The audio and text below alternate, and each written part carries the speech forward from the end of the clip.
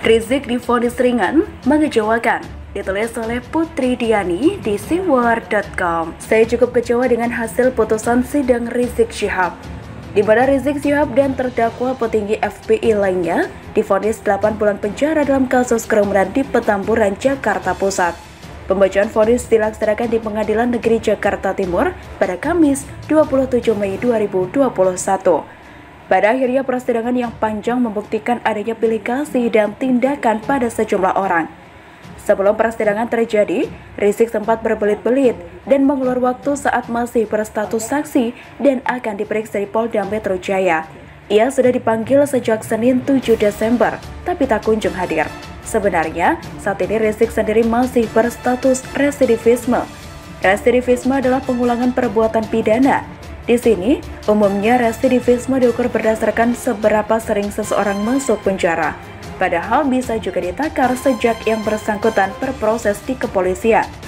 Status residivisme bisa memberatkan sanksi karena pelaku tidak menunjukkan pertobatan.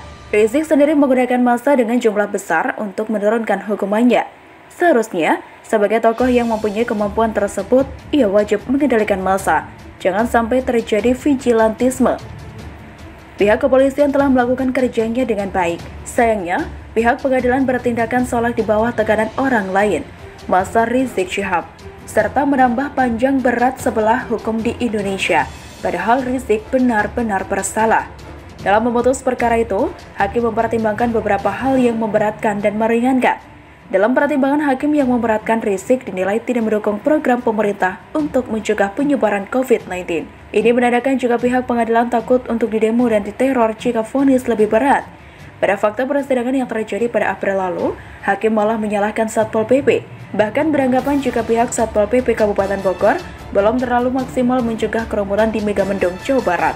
Kerumunan itu terjadi saat Rizik Syihab hendak meletakkan batu pertama pembangunan Pondok Pesantren Markas Syariah Agrokultural pada 13 November 2020.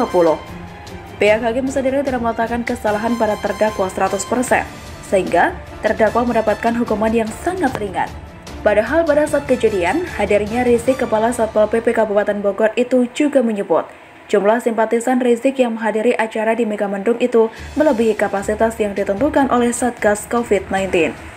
Agenda acara Rizik sendiri sebenarnya ilegal, di mana Camat Megamendung Puncak Bogor, Jawa Barat, Endi Rismawan tidak mendapatkan pemberitahuan agenda tersebut. Apalagi agenda yang Rizik selenggarakan terbilang cukup besar dan mendatangkan massa. Endi sendiri mengaku tak pernah datang ke pondok pesantren yang didirikan oleh Rizik di wilayahnya. Seperti diketahui, Rizik membangun pesantren Markas Syariah di kawasan Megamendung. Endi mengatakan tak pernah mendapat pemberitahuan soal berdirinya pesantren itu. Endi juga mengatakan acara Rizik tak berizin. Tak ada panitia yang mengajukan izin ke kecamatan. Oleh karena itu, Endi menyebut pemilik pondok pesantren harus bertanggung jawab atas terjadinya kerumunan itu. Jadi memang Rizik harus bertanggung jawab dalam kejadian tersebut. Agenda Rizik sendiri melanggar sejumlah protokol kesehatan. Di antaranya, tidak memakai masker, jaga jarak, kemudian juga tidak ada cuci tangan. Menurut Kepala Satpol PP Kabupaten Bogor itu juga menyebut jumlah simpatisan Rizik yang menghadiri acara di Megamendung itu melebihi kapasitas yang ditentukan oleh Satgas COVID-19. Di dalam aturan saat itu maksimal kegiatan 160 orang dan hanya 3 jam. Panitia tidak menandatangani kesanggupan prokes ke camat. Dampaknya setelah kerumunan yang terjadi di pesantren milik Rizik, kasus COVID-19 di wilayahnya meningkat. Sebelumnya ada 60 kasus, ini sekecamatan Megamendung sebanyak 12 desa. Setelah 13 September hingga Maret, jadi 114 yang positif di 6 desa. Ujar Endi di Pengadilan Negeri Jakarta Timur pada Senin 19 April 2021. Dari penelusuran saya, Rizik telah melanggar 2 hal, sehingga hukumannya memang ditambah. Hukuman 8 bulan saja tidak cukup bagi Rizik yang mana melakukan sejumlah pelanggaran. Untuk apa membuat aturan yang rumit jika orang yang melanggar diputuskan dengan hukuman yang ringan? 51 pegawai KPK dipecat, Novel pun tetap saja ribut. Ditulis oleh Sardi di siwar.com. Awalnya 75 pegawai KPK yang tidak lolos tes TWK akan diberhentikan. Akan tetapi, terjadi perlawanan dari Novel Baswedan dan kawan-kawan. Presiden Jokowi beri rekomendasi untuk menyelamatkan pegawai tersebut melalui pembinaan ulang. Akan tetapi keputusan pun dibuat, 51 diantaranya diberhentikan karena dianggap sudah parah dan tidak bisa diselamatkan lagi. Sedangkan 24 sisanya akan dibina. Hal ini disampaikan langsung oleh Wakil Ketua KPK Alexander Marwata. 51 pegawai KPK dinyatakan tidak bisa bergabung lagi alias dipecat. Sebanyak 51 pegawai itu warnanya merah. Novel Baswedan pun buka suara. Caranya sama, jurus lama yang basi dan menggelikan. Dia menilai jumlah pegawai yang dipecat berubah dari 75 menjadi 51, menggambarkan bahwa tes TWK sebagai alat untuk menyingkirkan pegawai tertentu yang telah ditargetkan sebelumnya. Hal ini mengkonfirmasi dan semakin jelas terlihat bahwa ada agenda dari oknum pimpinan KPK untuk menyingkirkan pegawai KPK yang bekerja baik, kata Novel. Novel mengatakan, oknum pimpinan KPK tetap melakukan rencana awal untuk menyingkirkan pegawai KPK melalui TWK, sekalipun bertentangan dengan norma hukum dan arahan Presiden Jokowi. Tetapi kami ingin memastikan bahwa perjuangan pemberantasan korupsi yang merupakan harapan masyarakat Indonesia ini harus dilakukan hingga akhir. Sehingga, bila pun tidak berhasil, maka kami akan dengan tegak mengatakan bahwa kami telah berupaya dengan sungguh-sungguh hingga batas akhir yang bisa diperjuangkan, kata Novel. Menurut Novel, upaya pelemahan terhadap KPK bukan hal baru. Penyingkiran pegawai KPK yang ditarget, kata dia, bisa jadi merupakan tahap akhir untuk mematikan perjuangan pemberantasan korupsi. Halah, basi pak, katanya mau mundur, ya sekalian mundur saja. Kalau mau pakai alasan solidaritas, sekalian aja mundur untuk menemani 51 orang yang sudah dipecat itu. Ini jauh lebih baik dan akan disambut gembira oleh banyak orang. Kalau tidak lolos, kenapa harus ngotot bikin sensasi? Ketimbang menuding TWK upaya mengusir pegawai KPK, justru lebih pas kalau Novel disebut sangat tidak rela kehilangan jabatannya. Justru sikapnya yang semakin ngotot menggambarkan nafsunya yang demikian besar. Apakah maunya semua lolos TWK? Ini namanya egois kelas kakap. Tidak usah bawa-bawa lagi narasi pelemahan KPK.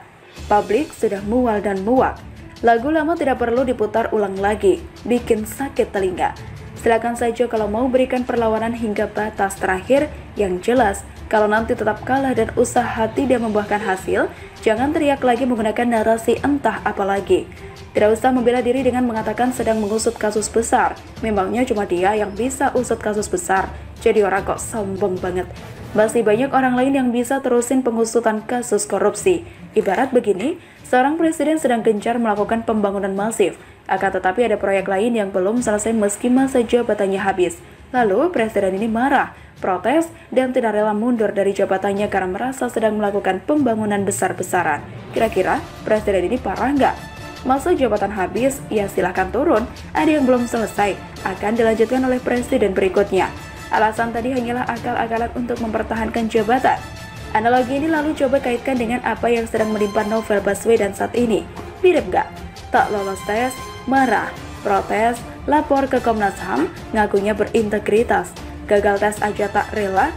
Ini aja udah tidak sportif, gimana mau bicara integritas? Beberapa waktu lalu Novel Baswedan mengatakan dia menduga ada kasus korupsi bantuan sosial COVID-19 di proyek 100 triliun rupiah. Ketua Tim Monitoring dan Evaluasi Pemulihan Ekonomi KSP Edi Priyono menegaskan bahwa pernyataan Novel dianggap cenderung spekulatif dan mengundang kontroversi. Kalau memang ada dugaan korupsi, silakan diusut sesuai dengan prosedur dan ketentuan yang berlaku. Dalam upaya penegakan hukum, pernyataan seperti itu sama sekali tidak produktif, kata Edi. Edi menjelaskan sampai saat ini tidak jelas asal-muasal angka 100 triliun rupiah yang dimaksud Novel. Apakah dugaan korupsinya atau nilai proyek bansosnya? Menurutnya, kalau yang dimaksud adalah nilai dugaan korupsi, rasanya sulit diterima akal sehat. Hahaha, namanya juga Novel. Kalau tidak bikin sensasi, bakal tenggelam. Dari sini saja sudah tercium agenda ribut-ribut yang dilakukan Novel dan kawan-kawan. Tinggal masyarakat yang menilai sendiri saja.